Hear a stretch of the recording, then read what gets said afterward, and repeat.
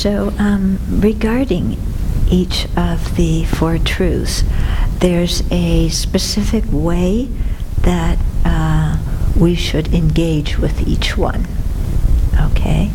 So true dukkha is to be known fully or to be understood. Yeah. True origins are to be abandoned. True cessations to be realized. And true paths to be cultivated. Okay? So stop and think for a minute. Why is true dukkha to be fully known or understood?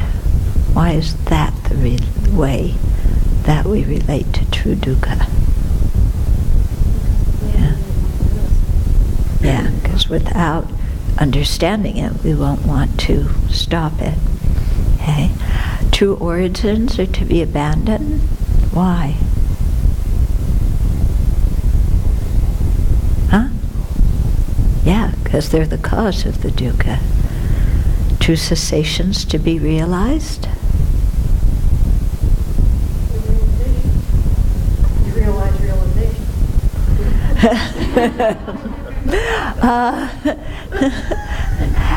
Actually, realizations are more the true paths. Maybe instead of realized, it should maybe actualized. Yeah. Okay. And true paths to be cultivated. Yeah. What are we doing right now? True dukkha is being actualized. True origins are cultivated. True cessations are not known, and true paths are fantasy. Okay? So it's said this way to, kind of get us to think and to distinguish our current, view from what we need to have, the perspective we need to take. Okay, then there's another way of putting it. The result of each of the four truths, okay? So this one's quite interesting, okay? So in terms of the resultant understanding, so this is more not the result of the four truths, but the resultant understanding of them. True dukkha is to be fully understood, but there is no dukkha to understand. True origins are to be abandoned, but there is no origin to abandon. True cessations are to be actualized, but there is no cessation to actualize. And true paths, true paths are to be cultivated, but there is no path to cultivate. So what do you think of that?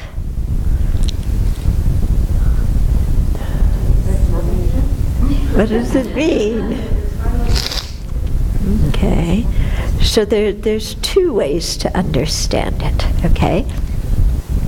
The first way is in common between the fundamental vehicle and the Mahayana path. And that is, once we have completely understood true dukkha, there is no more dukkha to understand. Yeah. Once we have totally overcome its origins, there are no more origins to overcome. Once we have perfectly actualized the cessations, there's no more cessations to actualize. And once we have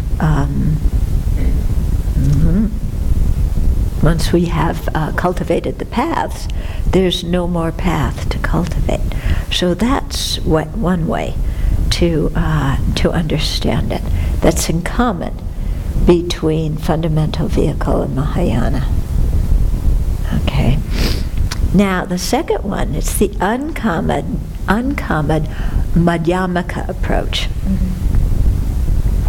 So here the Buddha is teaching about the ultimate nature of the Four Noble Truths. Okay, so that, on the conventional level you understand dukkha, but on the ultimate level there's no dukkha to understand because it's empty of inherent existence.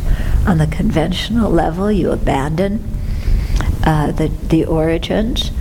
On the ultimate level there's no origins to abandon because they're empty of true existence. On the conventional level there are true cessations to actualize. On the ultimate level they're empty, so you can't find them. Yeah, there's no true cessations to actualize. On the conventional level, true paths are to be cultivated, but on the ultimate level, they're empty. No true paths to find when we search for them with wisdom analyzing the ultimate. Okay, so that is a unique Madhyamaka approach because it's the Madhyamaka school that really emphasizes the emptiness of inherent existence of all phenomena. So other schools assert that all these things have some kind of essence or existence from their own side. So they would not agree that all these things are empty of existing from their own side. They would say they all do exist. They have some essence. Yeah.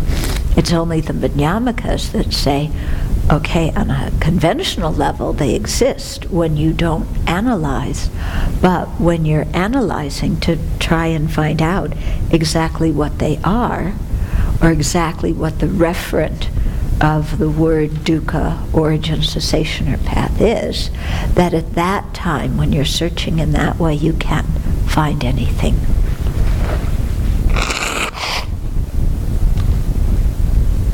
Okay.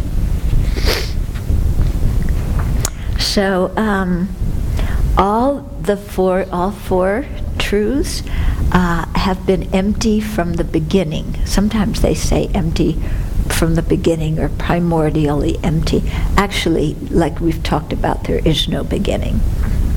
So it's just meaning, they've never had any kind of inherent existence at all.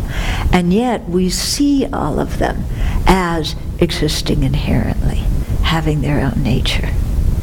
But when you really understand the Four Truths, you see how they are all posited in relationship to each other.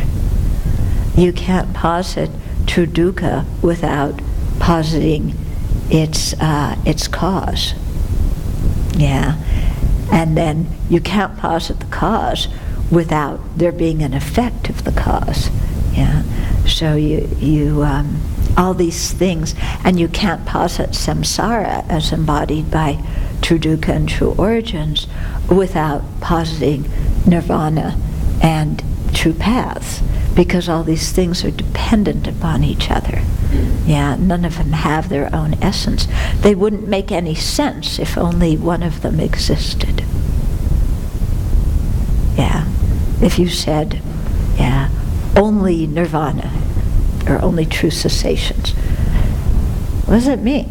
You can't posit that unless you posit that there's samsara with its state of dukkha and there's origins and so on. Okay?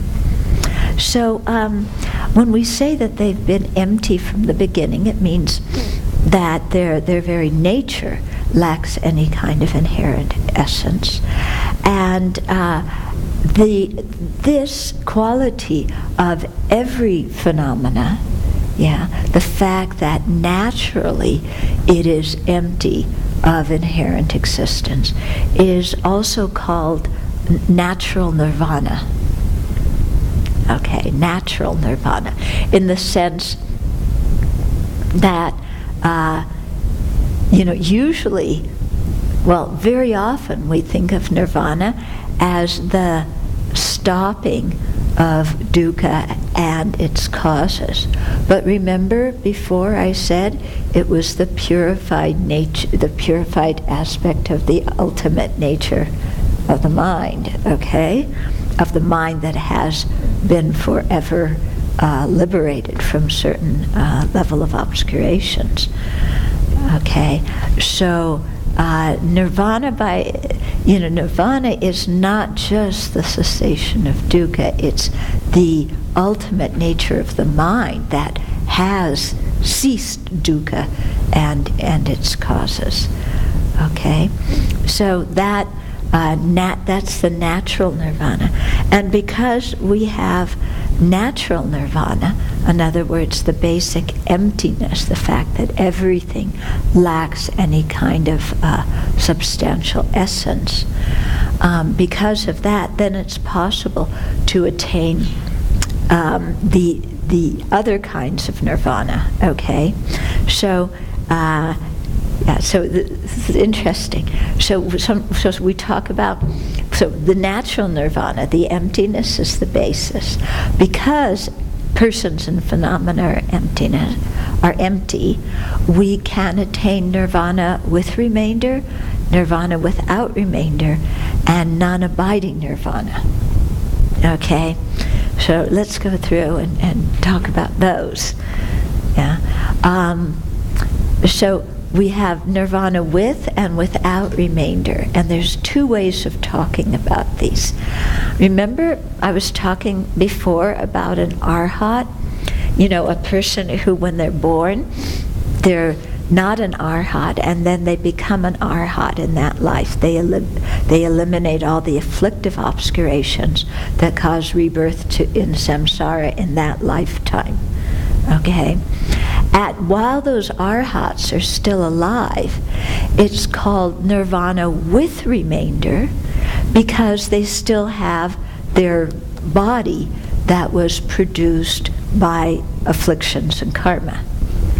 When they pass away, when they die from that life, then they have nirvana without remainder because they give up the polluted aggregates.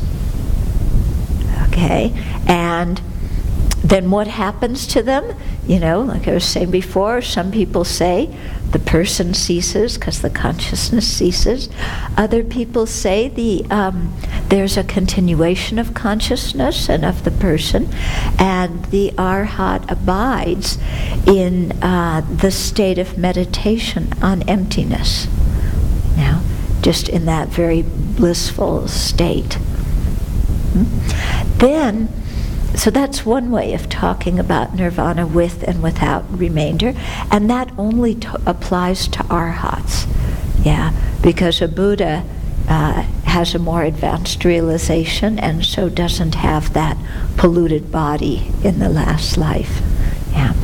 Then another way to talk about nirvana with and without remainder is, instead of the remainder being the, flesh and blood polluted body, the remainder is the appearance of true existence. And this is because when Aryas realize emptiness directly, then the only thing that appears to their mind is emptiness. And it's said to be a realization of non-duality between subject and object. So at that time there's no sense of, I'm sitting here meditating on emptiness, which is the object. Instead, they say it's fused.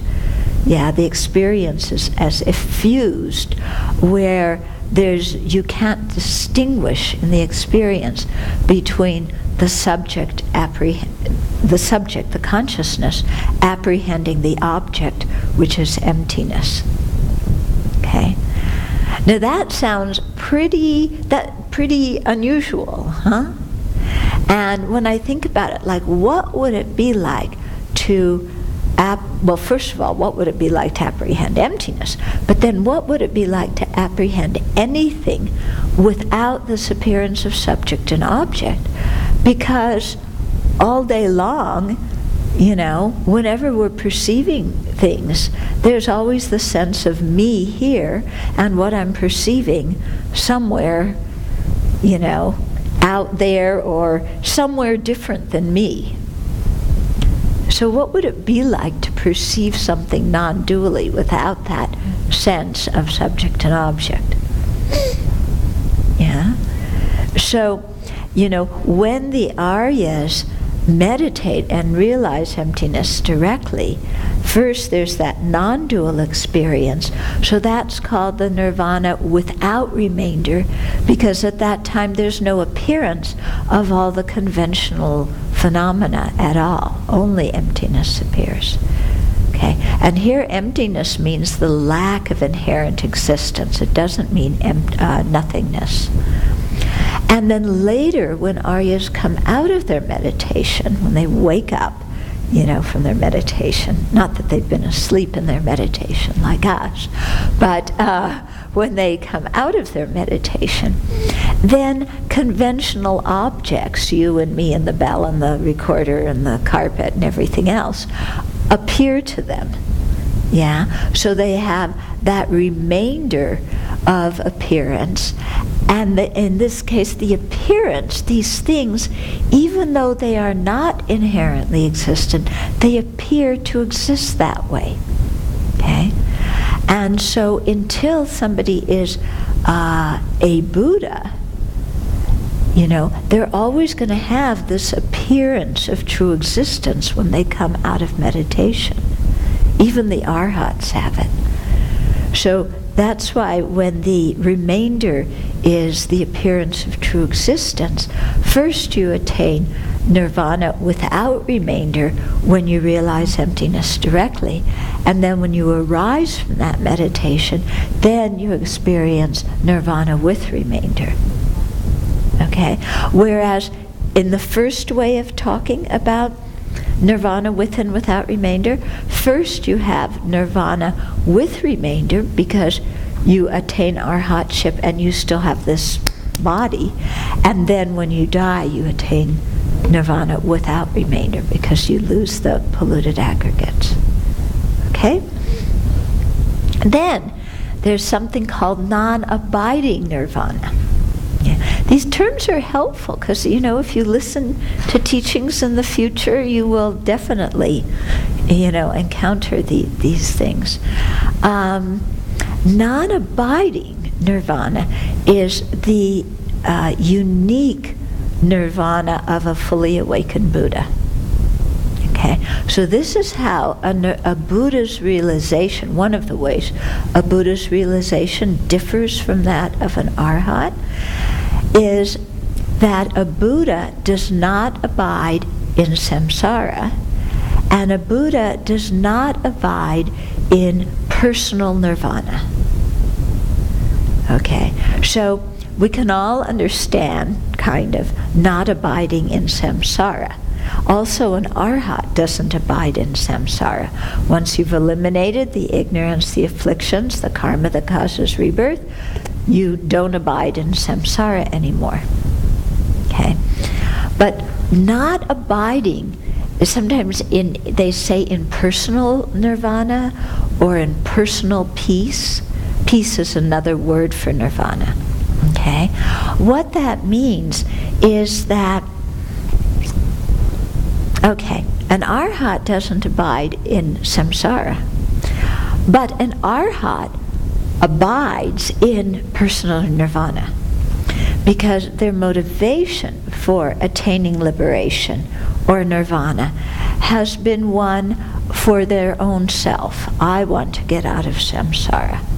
I want to attain nirvana because I'm fed up with my own true dukkha and true origins. Okay? Whereas a Buddha does not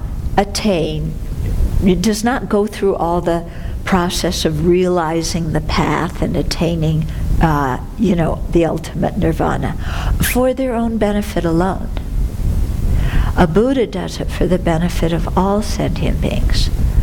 So, whereas an arhat will attain nirvana, and then abide meditating on emptiness for eons and eons, while sentient beings continue to experience samsara and drown in their misery in samsara.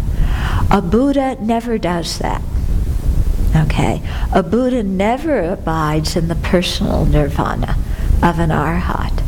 Yeah, because a Buddha's whole motivation for attaining full awakening was to be of the greatest benefit to each and every sentient being.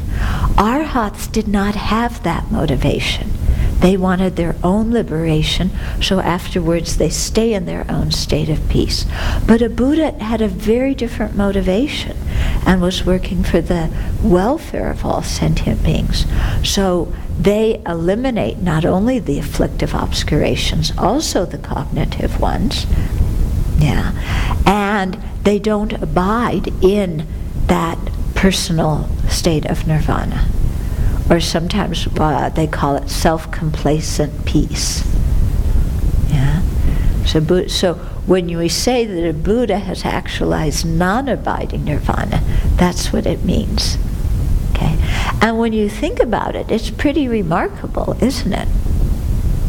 I mean, just generating for us, just for us generating the wish to stop our own samsara.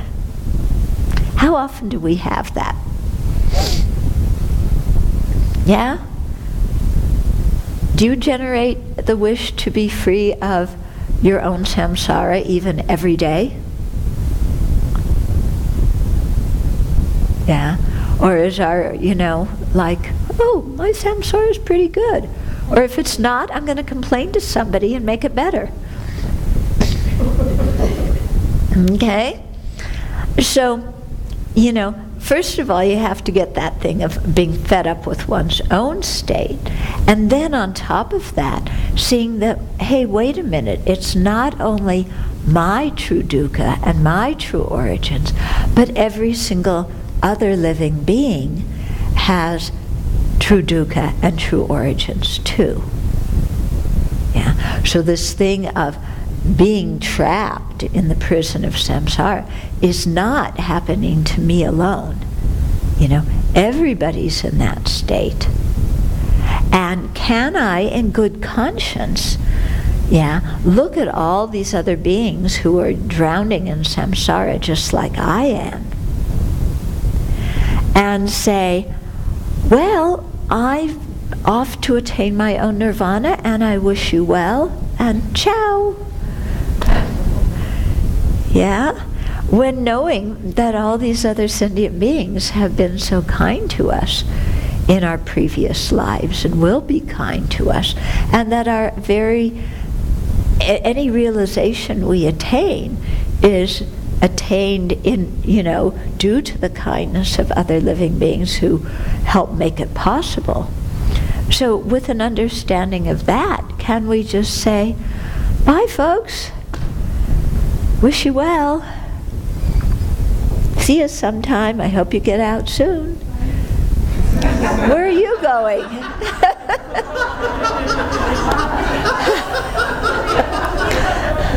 You're not making dinner yet. Oh. It's either too hot or too cold, huh? This is okay. the body that she was saying she didn't have this one. Oh, yeah. Now, you say you have no idea of true dukkha of the body? What were you just experiencing when you were freezing?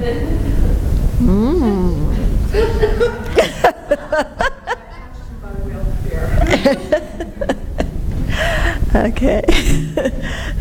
So we have to have that aspect of renunciation, wanting to get ourselves out. And then on top of that, really that incredible love and compassion that cares about the plight of other living beings and is saying, no, I'm not going to stay in my own nirvana. I'm going to attain the fully awakened state of a Buddha, because having attained that, then I'll have the full compassion that's necessary to be of great benefit, the full wisdom that can help sentient beings the most, and the skillful means and the power to do so from my own side. Okay? So from the side of a Buddha, there's no obstacle in being of great benefit to sentient beings. So then you might wonder, well, if that's the case, how come I'm not enlightened already? Yeah, they have all these gazillions of Buddhas who have no obstacle to benefiting me, so how come I'm not enlightened? And how come when I'm in pain, these Buddhas don't show up? Yeah, it's like, I'm in pain. You said you were going to benefit me. Okay, why is that? What's the problem? Okay, our state of mind. Yeah, because we aren't receptive. Yeah, our mind is very obscured. So they say it's like the sun shining, you know? When the sun shines everywhere, not discriminating any place, not leaving out anywhere from the side of the sun. From the sun side, the sunlight is available everywhere. But if a bowl's like that, can the sun get inside? No. Okay. So it's the bowl. It's the side of the bowl. So we're like the bowl. Yeah. And when our mind is just, so involved in thinking about only my own happiness, only my own suffering, the 8 worldly concerns, my possessions, my body, my money, my status, my praise, how much people love me, if they appreciate me enough, if they love me enough, if they honor and respect me enough, if I have everything I want, if people are nice to me, what do they think of me, do I have a good reputation? When our mind is all, cluttered with that kind of stuff, this is what we're like. Yeah. First of all, no Dharma thought even enters our mind at that time, does it? Because our mind is completely thinking, me, And in addition, the enlightening influence of the Buddha can't affect our mind because we're like an upside down bowl. Yeah. So the Buddha's enlightening influence is going out. And we're going like this, yeah? And digging ourselves into a hole, decorating our hole, covering it with mud and leaves and everything else, and sitting inside our hole, sucking our thumb, feeling sorry for ourselves because nobody loves us and nobody takes care of us, and I'm the only one that's unhappy.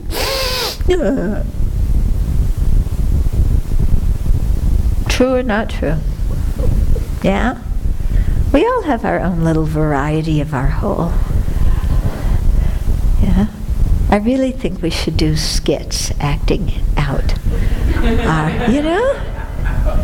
Yeah? 'Cause I mean, can you look at what your hole's like? Yeah? Sometimes your hole has fire coming out of it, and rockets coming out of it, and arrows coming out of it, and you're sitting inside going, nobody loves me.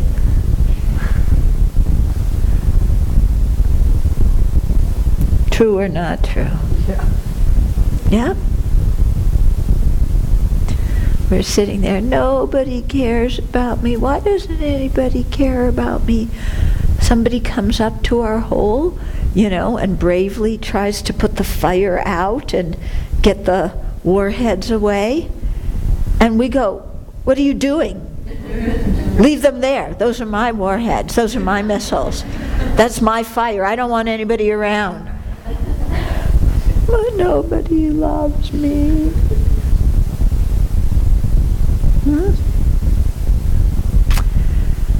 Okay, so these are the kinds of things we have to overcome to become a Buddha. Yeah? You think about it, Yeah? You think the Buddha sits around like that? Nobody respects me. Look what I've done for all those sentient beings. I worked so hard, 3 countless great eons, practicing the Dharma to attain enlightenment for them. And then all they give me is 1 overripe banana and an orange.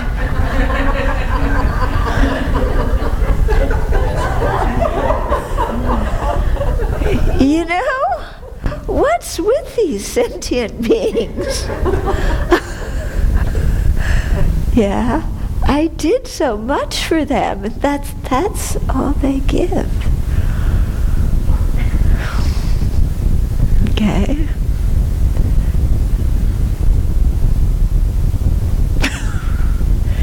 So thank goodness the Buddha is more advanced than us. Yeah? So where does the idea of merit virtue come in? Because from my understanding, that to become a Buddha or become an Errot, all you have to do is, well, not all you have to do, but you have to attain, I know, this idea of emptiness. But where does the whole idea of doing good deeds and things like that come in? Okay, so where does, the emptiness is somewhere along the path, but what about doing good deeds, creating virtue? We often talk about, when we talk about full awakening, we talk about accumulating the 2 collections, or sometimes the 2 accumulations. Accumulation of merit, accumulation of wisdom. Okay? Accumulation of merit is based on having renunciation, bodhicitta, and then doing good deeds, being generous, giving teachings, giving our body, giving love, giving fearlessness, keeping ethical conduct, benefiting sentient beings, practicing fortitude so that we can endure criticism, endure pain, endure the challenge of practicing the Dharma. Okay, so all the whole side of good deeds is what accumulates merit. That is also sometimes called the method side of the path. Then the wisdom side of the path is meditating chiefly on the emptiness of inherent existence. And before that, of course, to understand impermanence. Realizing impermanence is actually part of the method side of the path, but it's something that you do before you realize emptiness. Okay, so we need both of those things. Because through doing the virtue and the good deeds, it strengthens our mind. It builds up this collection of merit. And then that is like the foundation on which we can meditate on emptiness and the mind being strong enough to realize emptiness. And then realizing emptiness and then going back and seeing all the practices on the method side of the path as empty at the same time we're doing them. Okay? They say that the collection of merit leads principally to the form bodies of the Buddha. Remember, those are the bodies of the Buddha, bodies that a Buddha manifests in order to communicate with ordinary beings like us. And the collection of wisdom results chiefly in a Buddha's omniscient mind. Okay?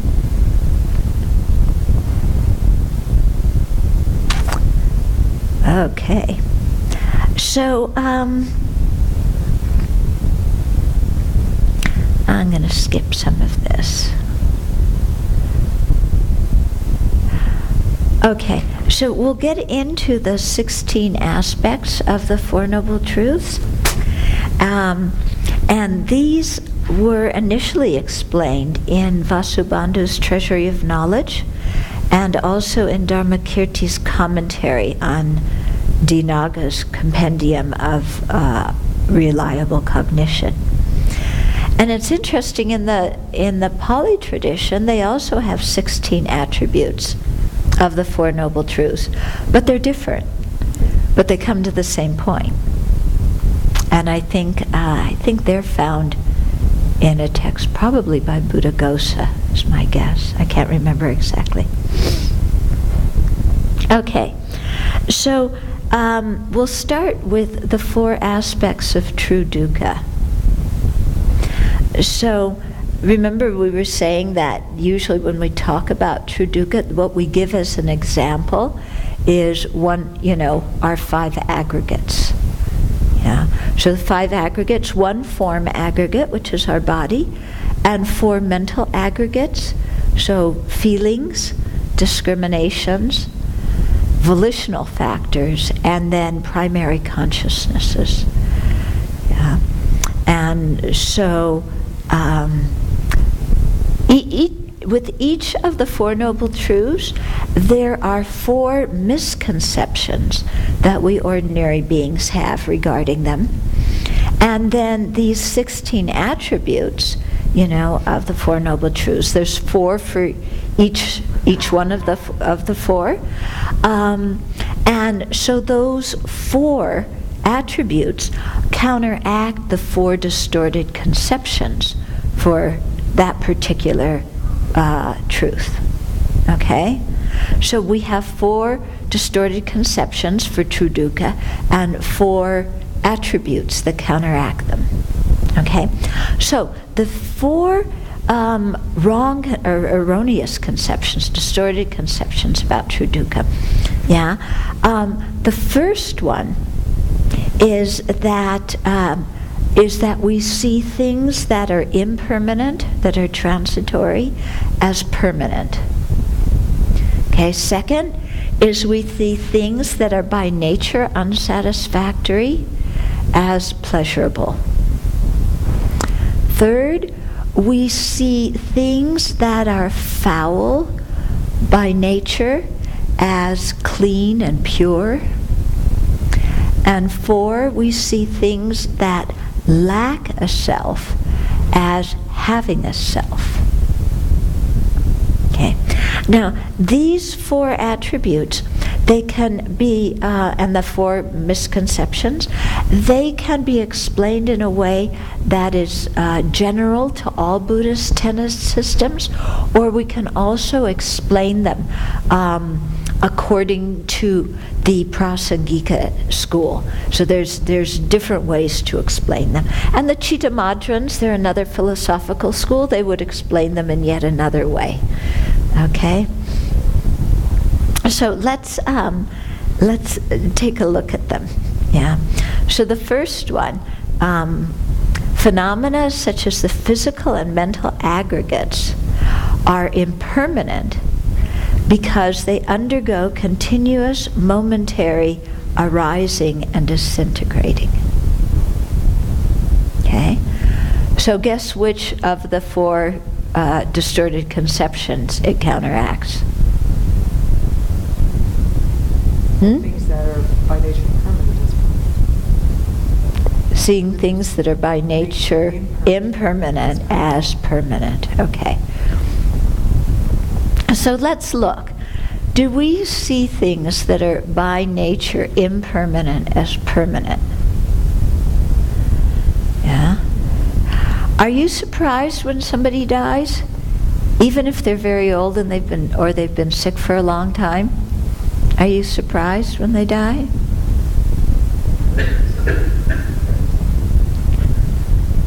Yeah.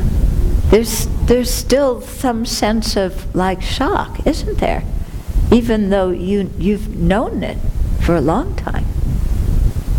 Yeah. Okay. So that indicates that our mind is somehow thinking that that person is permanent. They're not, we don't see them as arising and disintegrating moment by moment. Yeah, we see them as somehow fixed. In the same way, you know, are you sometimes surprised when you look in the mirror to see what what looks back at you? It's like, who is all that person? Who is that person with all that gray hair? You know, when did that happen? Right? I get shocked. Yeah. Yeah. So, you know, even though it's been happening gradually, we look sometimes and it's like, or who is that person with those wrinkles? Yeah. And you know, you start getting wrinkles even in your 20s, don't you? Yeah. You look. Who is that person? Because there's some kind of image of ourselves being young and attractive, wrinkle-free, yeah, gray hair free, fat free, yeah, flab free, everything. And then we're so surprised. When did I become like that? Okay, so we talk about gross impermanence and subtle impermanence. Okay, gross impermanence is, for example, somebody dying. You know, it's just like something not all things of gross impermanent are dramatic, like dying, but it's a sudden end to something that's been continuing. You know, it's like you have white clothes and you spill spaghetti sauce on it. You know, that's gross, the gross impermanence of your white clothes. Okay. Yeah. Okay. Or the building's there, and then the building falls down. Yeah, we've been waiting for that building, you know, that you drive by when you come in. We've been waiting for a long time for it to fall down. It hasn't fallen down. But I'm sure one day we'll drive by and we'll go, where did that building go? Yeah. So, you know, a building falling down is gross impermanence. Okay. Subtle impermanence refers to the fact that things are momentarily arising and ceasing, that nothing endures for a second moment. Yeah. So things are at the same time arising, abiding, and ceasing. Yeah. Arising is the coming into something new, you know. The abiding is that it's similar to what was before, and the ceasing or disintegrating is it's not remaining for a second moment. Okay? So we can't perceive subtle impermanence directly with our eyes, although we can perceive gross impermanence with our eyes. Okay? Gross impermanence cannot happen without subtle impermanence. Okay? Because, you know, a person dies because from the moment of birth they've been changing on the level of subtle impermanence moment by moment by moment. Yeah, the gross impermanence is when we wake up and notice it, but actually it's been happening subtly all along. It's kind of like the sun rises and we notice it, the sun sets and we notice it. But actually, moment by moment, the sun is going across the sky. But we don't notice that momentary change. But we couldn't have the gross change of the sun setting if there weren't the momentary subtle impermanence of the object. Okay? At our level, you know, we're not able to see the subtle impermanence. And even gross impermanence, we spend a good amount of time rejecting. Yeah? You have a job and then you get laid off, And all of a sudden, wow, how did that happen? Somehow we expect that things that have come together not to separate. Is that a realistic expectation? Everything that comes together, because it's changing moment by moment, eventually, sometime or another, is going to end. It's going to separate. Yeah? People come together. We're together for the weekend. We're going to separate tomorrow afternoon. Yeah? You live with somebody for a while, maybe years and years and years, but separation's going to happen at some point. Yeah, they die, you die, something else happens in between. Okay? But we're always so surprised by gross impermanence, especially when it's something we don't want. When it's a change that we do want, we're not so surprised, and we're pushing for it. Yeah. But the change we don't want, we always feel like, how did this happen? This wasn't supposed to happen. Okay? And yet, if we were in touch with just even the conventional reality of things, knowing that they arise and cease in every moment, we wouldn't be so surprised that people die, that relationships end, that, you get laid off, or you get hired for that matter. That these big kind of changes happen. Okay? So I think the more we're able to reflect on impermanence, and just on the subtle impermanence, that things change moment by moment because they're a product of causes. And anything that arises due to causes is going to cease, because that causal energy doesn't last forever. Yeah, so if the causal energy doesn't last, the resultant energy doesn't last. Yeah, so the more we can really reflect on subtle impermanence and then contemplate gross impermanence, then the less suffering we have in our life. Because when these big changes happen, instead of being totally shocked out of our mind, we'll have contemplated them before and have expected them and realized that they're just the natural occurrence of things. Okay? Can you think of times in your life when you've rejected the reality of impermanence? When something has happened, something has ended, and your mind completely shuts down and says, no way, that cannot happen. No way. Impossible that that happens. And yet it just happened. Yeah. And so you can see when we reject the fact of these changes, we suffer tremendously. Yeah.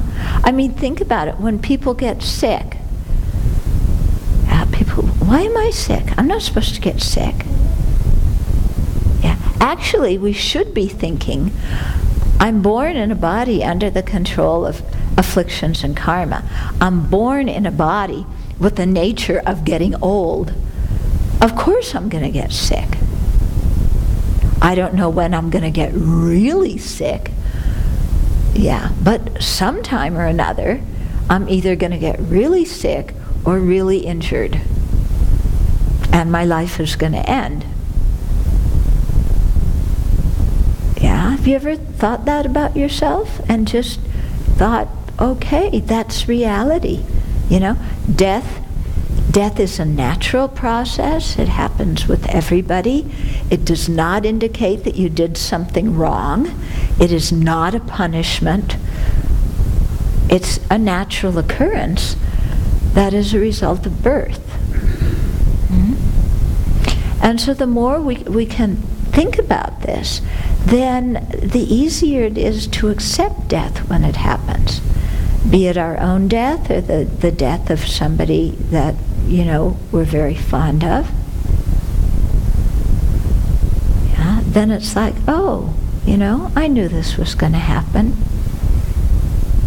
Yeah, I may not have known it was going to happen today, but I did have it in my mind that death happens, and the time of death is unpredictable and uncertain. So if I'm surprised that it happened today, it's only because I spaced out and didn't realize that, of course, death could happen today. Yeah. So in the Lam Rim, after we meditate on precious human life like we did last night, what is a precious human life, what's its purpose and meaning, and the difficulty and rarity of attaining it. After that, we meditate on death and impermanence. Yeah, to begin to familiarize ourselves with this concept. Yeah, first of all, so that when death happens, we accept it. But even more important, knowing that we're going to die so that we can prepare for it. Yeah, prepare for our own death. Prepare our mind for the death of the people that we care about. Yeah, and the meditation on death is very important for helping us to get our priorities right. Because without thinking about death, then we have this idea that I'm going to live forever. So I'm going to live forever, so eat, drink, and be merry, right? Yeah, death happens to other people, or if it happens to me, it's way, way long time in the future. Not going to happen to me. Happens later. I have plenty of time. I can even stop death when it comes. Yeah. That's a joke, isn't it? Yeah? And so when we really think, hey, I'm going to die, then we ask ourselves, well, what's important in my life? If I'm going to leave this life, and everything that's going to familiar to me is going to evaporate, what is it that comes with me? My karma. Yeah. So my karma, my mental habits, the most important thing that they're going to influence my future. Do I take care of those things on a day-to-day basis? Yeah. Do I try and practice virtue and abandon non-virtue on a day-to-day basis? Do I try and generate positive mental states and counteract negative ones? Or am I too busy thinking about the things of this life, what pleasures I can have, all the nice things, my reputation, some praise, some belongings, some sense pleasure, and then how to be free of all the things that disturb our happiness of this life, all these creepy people who criticize us and talk badly about us behind our back, and poverty because other people take our stuff and the world's not fair, and we're usually so involved in just the things of this life, aren't we? And yet all the things of this life that we're involved in, do any of them come with us when we die? None of them. Zero. Possessions stay here. Friends and relatives stay here. Our body stays here.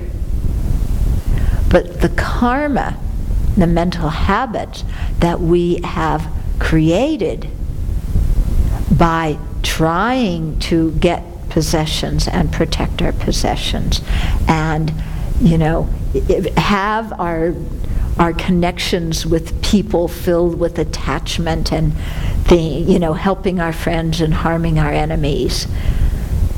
Yeah, all the things we do with attachment to make this body so comfortable, because I can't stand the tiniest bit of discomfort at all.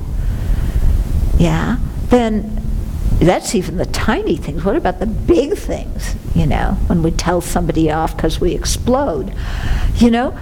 So all those things, all those karmas that we've created, in relationships to the things of this life, those karmas come with us, but the things of this life don't. Yeah. And so that makes us stop and question, what am I doing? Yeah, what in the world am I doing? I'm planning the pleasures of this life like I'm going to live forever and death is never going to come. Yeah, and I'm completely ignoring the fact that future lives are going to happen, and that I'm the one who creates the cause for what my future life is going to be. Nobody else creates that cause. Yeah, but I'm totally spaced out about this. Yeah, and so, it really makes us stop and question, what is important? What am I doing? I got so mad at this person today because they did X, Y, and Z. At the time I die, do I really want to be thinking about that person and what they did to me? Yeah, do you? I hope not. Yeah, I don't think any of us want to die with hatred in our hearts.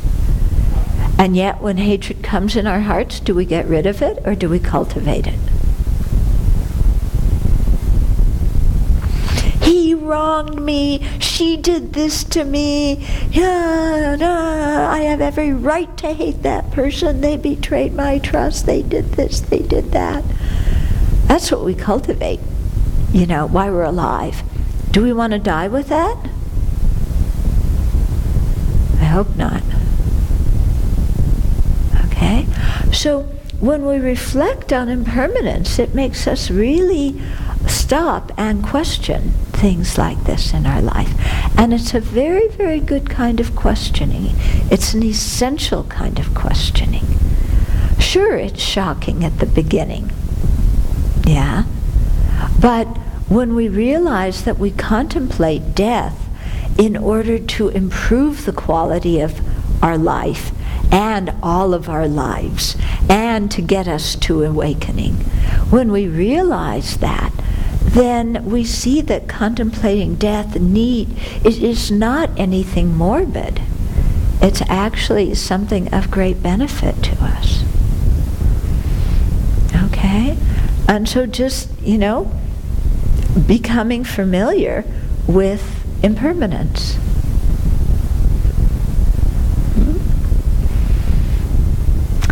Okay, so questions or comments? Yeah. It's most sincere. How do you reflect on subtle it's something I can't go on? Yeah. So how do you reflect on subtle impermanence? There's a couple of ways. One way is just by thinking, that if something is produced by causes, then it's not going to last the next moment. Yeah, just by reflecting on that. A second way is by really refining our mindfulness and concentration so that we can, when you have very, very strong concentration, then you can begin to see the subtle impermanence of an object. And also for us, to reflect on subtle impermanence, let's start with gross impermanence, and then kind of see, well, gross impermanence happens actually because of subtle impermanence. So it's that thing as kind of, waking up in the morning and saying, I'm one day closer to death than I was yesterday. Yeah. And I could die today. I don't know. May happen, may not. Okay? Mm-hmm. Yeah, just a comment. I found my own meditations on death, like that, to be actually really empowering. Like, I'm not afraid and things like that. And I think it also really infuse your life now with a real sense of purpose and a real sense of, like, living without regrets and sort of things like Yeah. that. 'Cause you can really see, like, when you're sitting watching TV and kind of spacing out, you go, oh, well, I'm like, is this how I'm going to die, or is this, like, important to me when I'm on my deathbed? Am I going to regret this moment? Because that's kind of how I try to use my life with Yeah. passion. Yeah. Yeah. When we see that what comes with us is our karma, then we want to create as much virtue as we possibly can. And then when we waste our time spacing out, or waste it, getting involved in negative mental states or doing destructive actions, then we feel like, wow, I've lost something precious. Yeah. And also the reflection on death, like you said, it helps us not die with regret, because by becoming aware of impermanence and what's important and what's not, then we don't do so many of the things that if we did do them, we would regret at the time we die. Yeah? So you're able to stop yourself before doing things by saying, I don't want to die with this on my head. So why live with it on my head? Yeah? Okay? Mm-hmm. This is a question from someone online.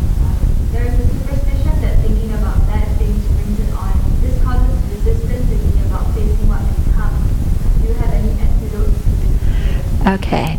Yeah, so we are, as a society, we have this thing that if you think about it, it might happen. Yeah? Right? If you think, and if you don't think about it, it won't happen. Now let's examine that using reason. Okay? I mean, we have these superstitious beliefs. We have to examine them using reason. Okay? If I think about something, it will happen. Yeah. Well, I've spent how many hours dreaming about Buddha Boy, and has he come yet? No. Yeah. I've spent how many hours dreaming about being rich and famous? Has that happened yet? No. So, is it true that thinking about something makes it happen? No. Okay.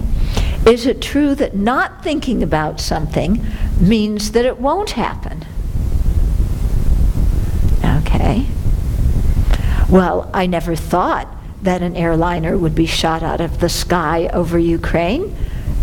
So why is it happening? It shouldn't happen because I didn't think about it. Yeah.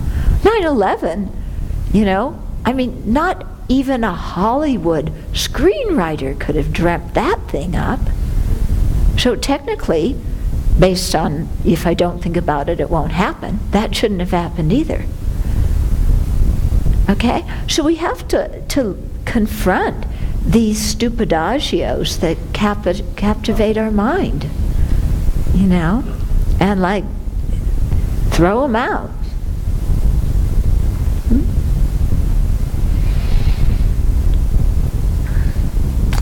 Yeah. And at the same time, if we want to have experienced results of happiness and peace and wisdom in the future, we have to be content to create the causes. That's different than imagining things. That's actually Right. a very different Yeah. system of process. Okay, this is a very good point. That actually creating the causes for something to happen is different than daydreaming about them happening. Okay? So we can daydream all we want, but daydreaming does not create the cause for something to happen. Yeah? going about, if we want happiness in future lives, creating virtue, we have to create that virtue. We can't just sit and daydream about having happiness in a future life and expect it to become, okay? So it's like anything in our life. Things work, it's a system of causes producing effects. And so we have to make sure we can identify correctly what the causes of something are and then go about creating it and not just daydream. Or His Holiness Dalai Lama is always saying you're not going to get realizations just by praying and making requests. Yeah, you have to study, you have to do the meditations, you have to think about it repeatedly. Not just, Buddha, please bless my mind that I may realize bodhicitta instantaneously.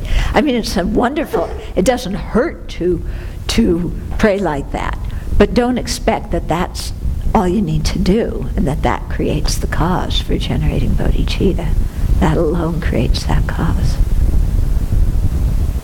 Okay. Remember yesterday there's a question on Pure Land. It's like Pure Land is a very conducive environment to practice. Very conducive environment to practice, yeah. So compared to last, so in the future life, should we make aspirations to be reborn in life when you have that? Okay, so should we make an aspiration to be born in the Pure Land with better conditions? It depends on your motivation, the sincerity of your motivation. If it's like, I don't want to go to the lower realms and I don't want to benefit sentient beings and I don't want to have any suffering myself, so may I be born in a Pure Land. That's not a good motivation. Yeah. If it's, really sincerely, I know myself well, and I think I can practice better in that kind of state, and I am determined to practice better in that kind of state, and not just sit there and space out in the Pure Land. Yeah, then, yes, aspire to be born in a Pure Land. But, what I've noticed with His Holiness Dalai Lama is he's not always real keen on that. I think that's because many people think, all I have to do to be born in a Pure Land is pray or chant the name of Amitabha, and that's it. And then they think, I don't need to do any other practice. And so in that way, they wind up wasting their whole lives. Yeah, not realizing that, hey, with the precious human life right now, this is an excellent opportunity. So it's imperative that we practice now. And not just say, well, I'll enjoy now and practice later in the Pure Land. Because without generating a really virtuous mind and a lot of virtuous karma in this life, we won't create the cause even to be reborn in a Pure Land. It's not just chanting Namo Amitofo that's going to get us there.